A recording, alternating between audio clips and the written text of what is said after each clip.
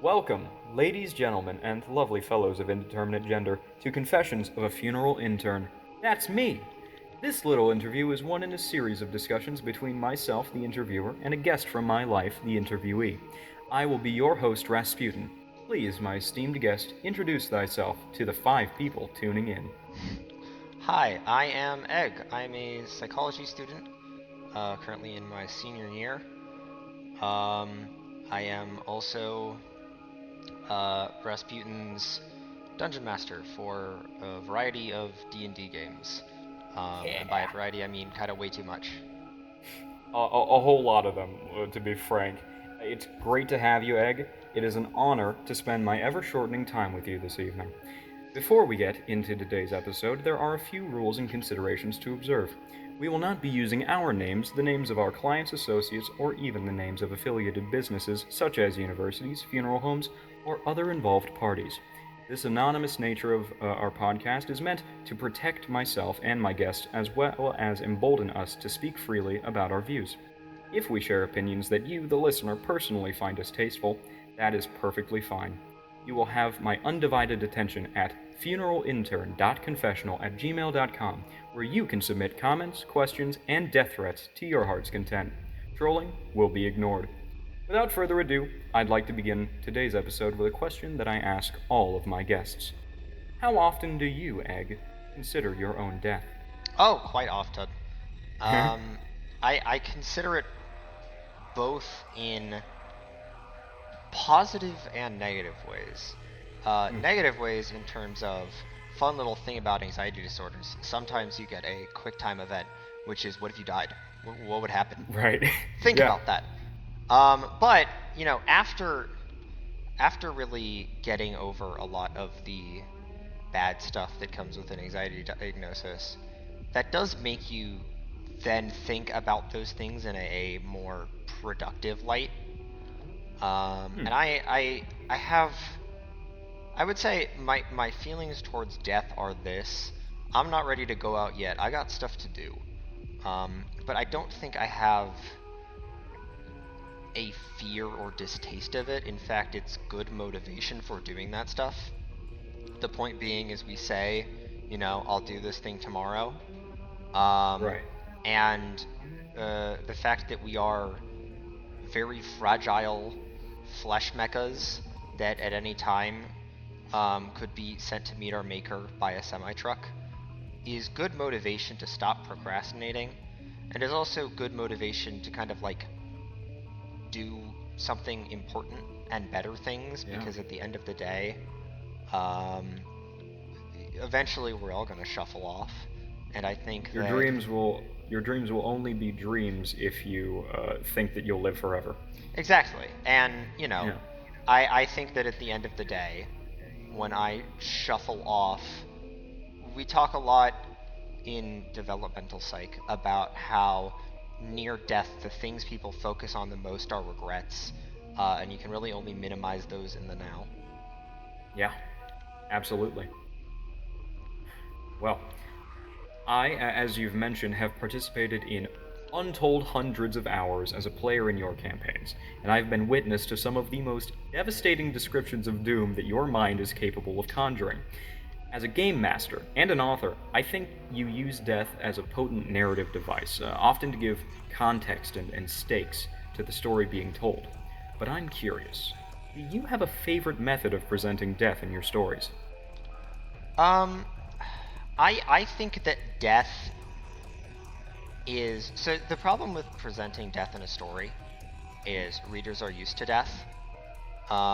And but at the same time, it's still shocking when you kill one of their favorite characters. When but the thing is people grieve the things that they lose, not actually the person who's gone. I And see. so I think that my favorite way of using death is as a call out to the experiencer of the story, which is the fact that like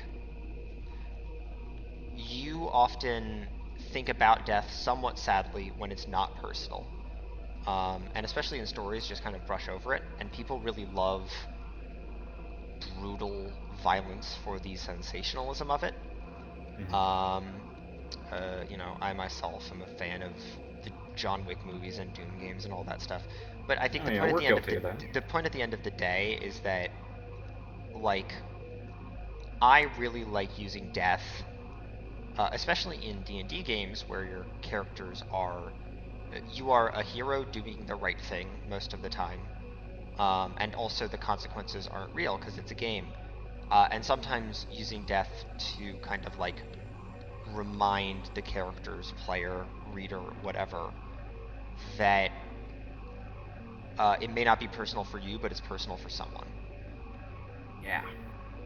No, and especially a lot of your stories focus on uh, times of war, of great conflict where there are huge death tolls, and it can be very easy to lose track of the scope because war happens away from the focal point of a story. But when you are in it, so to speak, and your characters are experiencing mass casualties beside one another, it becomes very personal very, very quickly. Yeah, and especially because I think the thing with war and massive death is it's very easy to because when we say casualties, that is a measure of injured and deceased, right, soldiers. But the point of that is that casualties, that's just kind of a number to us, especially the larger it gets, the less easy it is to think of the human toll. Is like when you think of, I think one of my favorite videos talking about mass death is it's the Animaniacs song, it's the entire world by Yakko Warner. But he repeats a country's name for every 100,000 deaths they had, and you sit on Russia for 5 minutes. Oh god. And that's I because, have like, to I have to link that below. yeah, no, because the thing with that is it really contextualizes the amount, like, you see numbers and they don't mean anything to you until you experience them, and the entire comments is people going, oh my god, Russia and China. Yeah. Because humans, another thing you learn about in psych is we're really bad at processing big things. We don't Oh know yeah, what a I mean, trillion is. to our eyes and our tiny human minds, the only thing standing between a million and a billion is like three zeros. Yeah, and especially, like, that even gets to the point of, if I sat you in a room and told you to time out an hour exactly, you would not be able to. Like, No way. because hours are good measurements, but they're very metaphorical. Like, yes, 60 minutes is an hour, that's very, but when people talk about, oh my god, I've been sitting here for an hour, what they're not trying to say is I've been sitting here for 60 minutes and that's what it feels like. What they're trying to say is 1/24th of my day is gone. Really, a significant fraction of the time that I am allotted each day has been removed, you know? Yeah. The point isn't the actual time, it's the time in proportion to their experience. And that's the same for death or distance. You see people from, like, Europe not really get the scale of America because you see it on a map and it's just kind of a picture, but then contextualizing it with examples and you're like, good lord. Yeah. Well, we have come to know a lot about each other based on the characters we roleplay, bridging the gap between shared fantasy and shared reality. In your experience, what are some ways that death differs between media and reality? I think that media, so the whole thing with media is you have to create something recognizable to the person. Oftentimes, something is recognizable not based on life experience, but on seeing it in something else. And that's why Okay. you get tropes. The point is tropes are efficient methods of communicating something to an audience without having to establish that stuff yourself. You know? So by drawing on tropes, you can communicate this character's a badass without actually having to reinvent the wheel yourself, you know? The Mhm. same applies for death. Is I think a lot of death in media is very much tropey and the ways that we experience death or grief versus the way it's shown in media are... Because the point is you have to bend life to tell your story. Like, a story's not realistic. You're trying to tell something that is good at pretending to be realistic. The reason I point that out is death in media, I often feel the reactions are a lot of crying or anger or disbelief, 5 stages of grief, all that stuff. And And I in many stories, we have to, in like the case of visual media, we have to speed run it because there was a budget for creating yeah, that art. So the grief response, if it's a particularly traumatic death, and it would take a very long time for that person to handle, it has to wrap up fairly quickly and to be also, able to fit like, in you can't accessible art. yeah, and some people handle grief particularly poorly, others handle it particularly well, but we don't, like, representation or grief is supposed to be such a life-crushing emotion as media says it. And I don't know, at least in my experience, I've found that grief isn't. I don't get hit by grief very hard. And when I do, it's usually not until years later.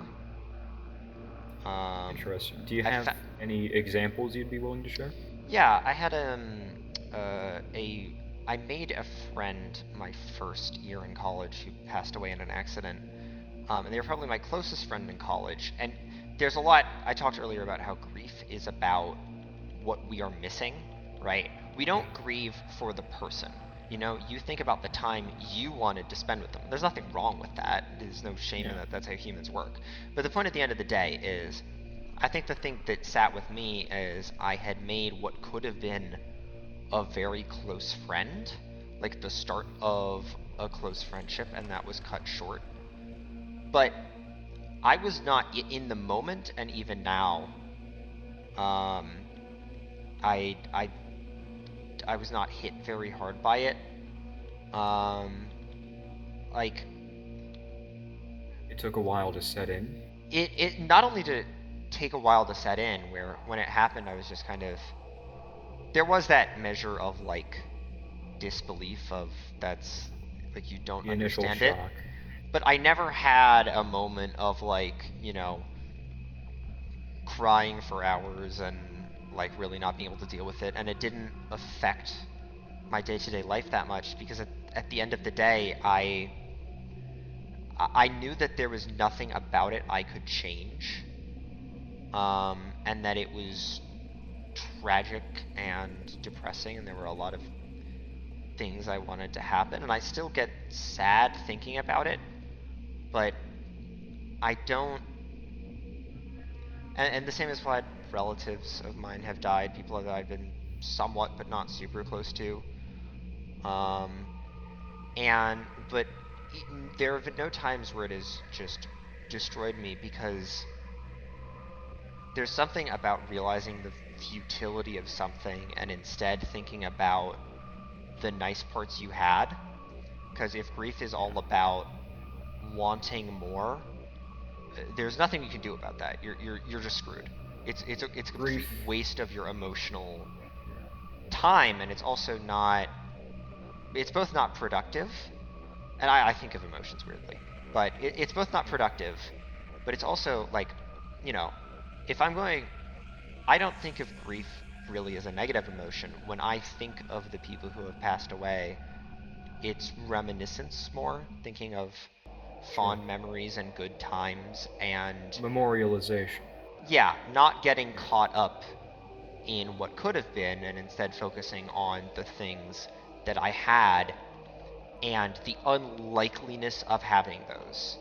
Like, there's 8 billion people, and the chance that you meet any one given person and the chance that you meet them in a sense where you can continue talking to them and all of that is incredibly rare.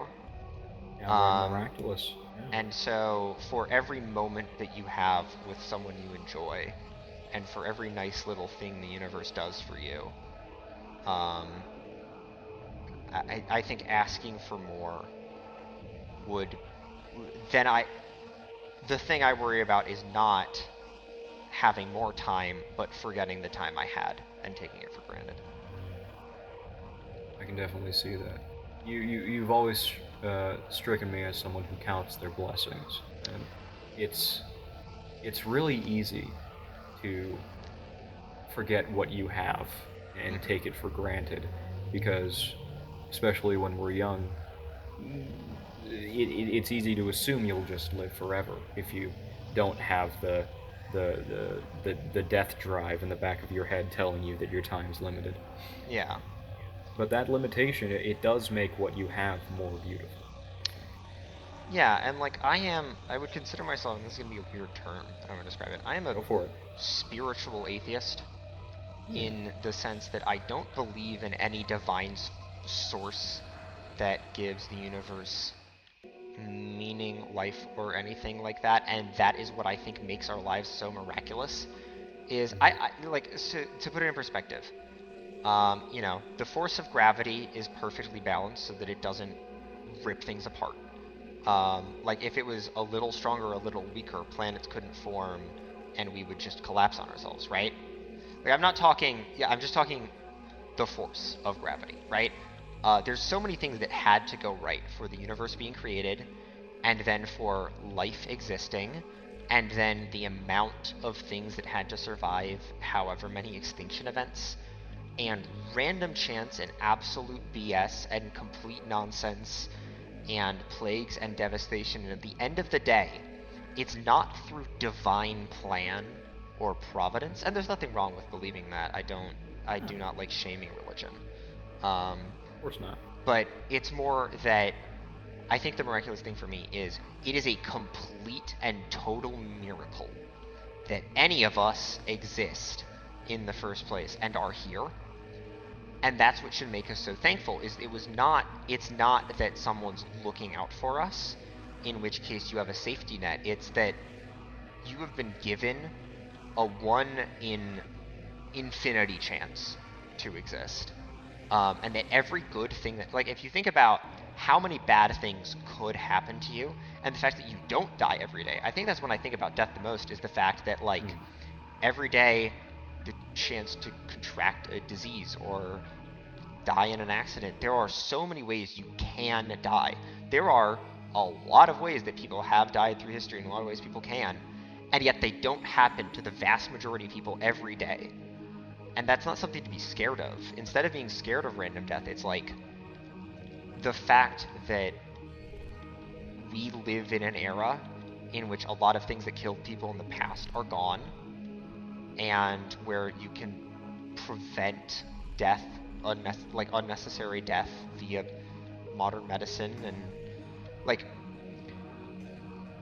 I And look at common that, sense. yeah, like the apps, the there is so much complete coincidence that happens in our day to day that we take for granted because that's how our lives work.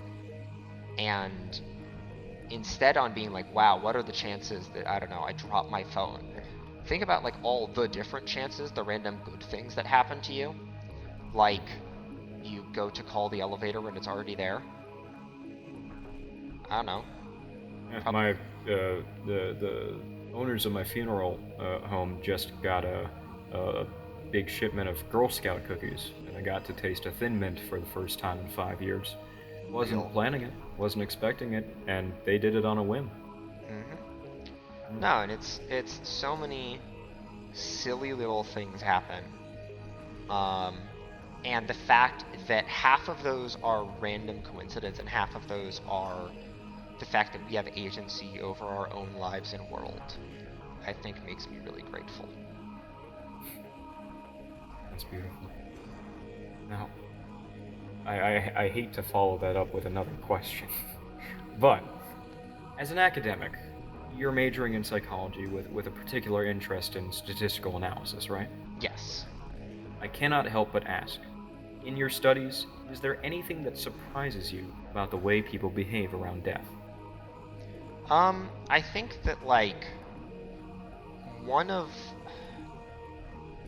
the things that's very interesting is, and it doesn't really surprise me.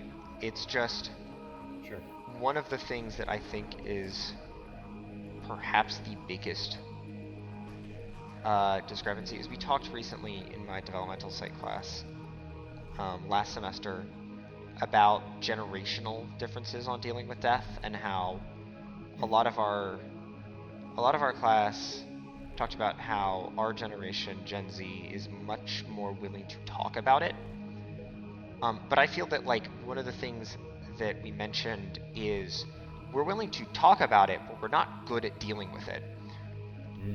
There's this general pessimism around the state of the world and climate change and all of this stuff. And so Gen Z, I think, grew up thinking about death more often, but I think our ability to talk about death does not translate to us having good ways of coping with it.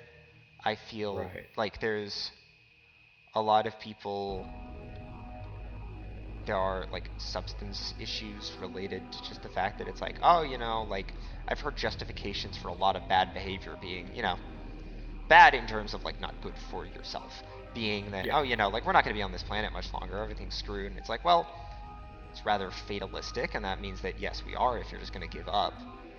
And so at the end of the day, I think the thing that surprised me most is that humans are bad at dealing with and talking about death. I'm happy that I don't spend my time terrified of it, but that's rare, because I think most people in our generation tend to put on the face that they're not scared of death, and they're so all these other generations don't confront the truth, and it's like, well, you don't confront the truth either. You just say you're okay with it. Another way to mask it. Yeah, you say you're okay with it, and then you just, you hope. And it's just this nihilistic tendency to like hyper focus on it, which is not much better. I think we see that with truth as well.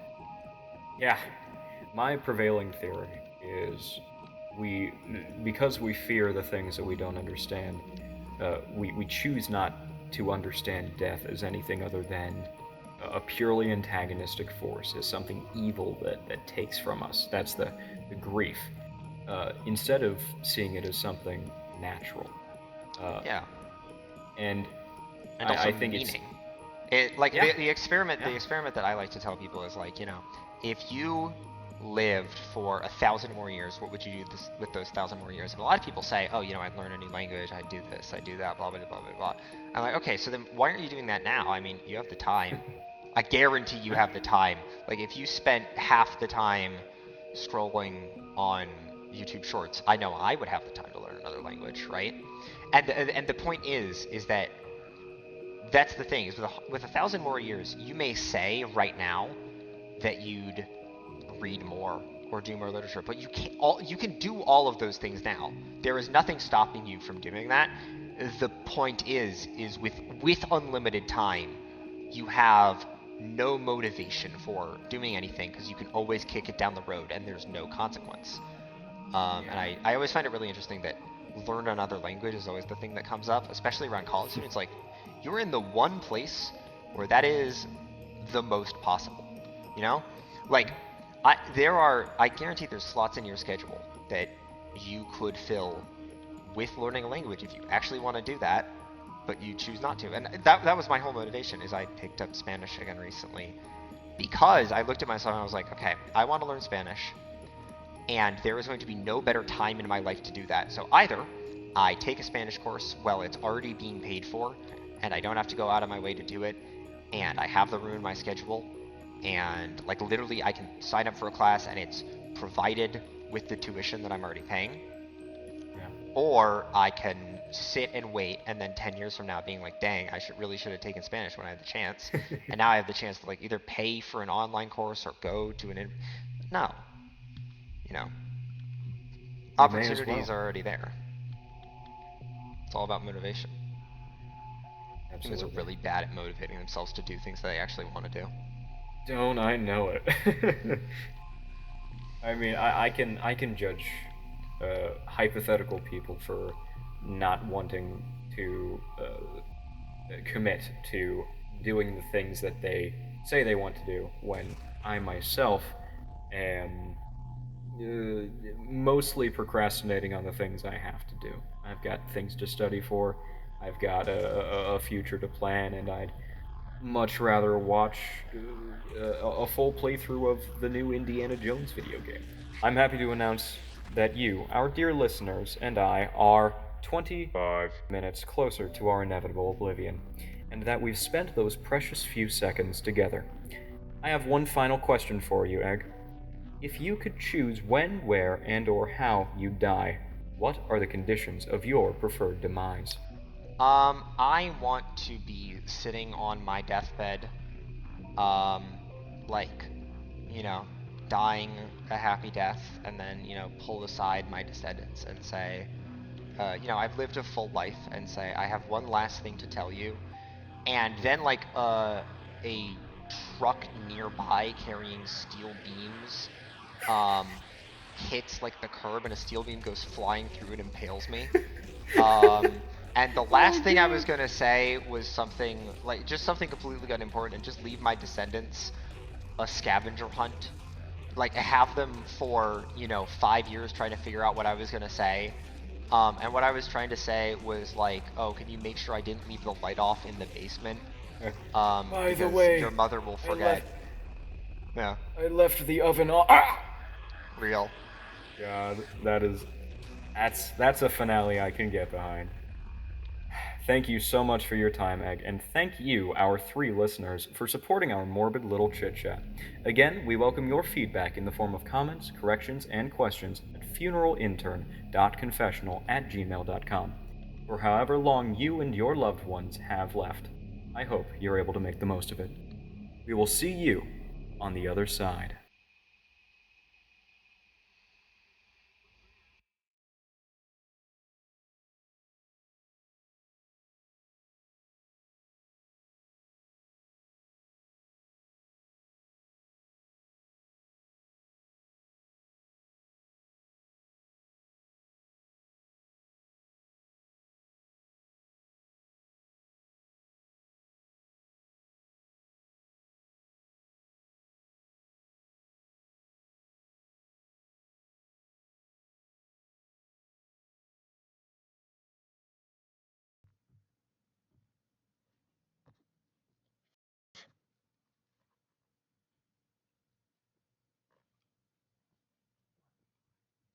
Five.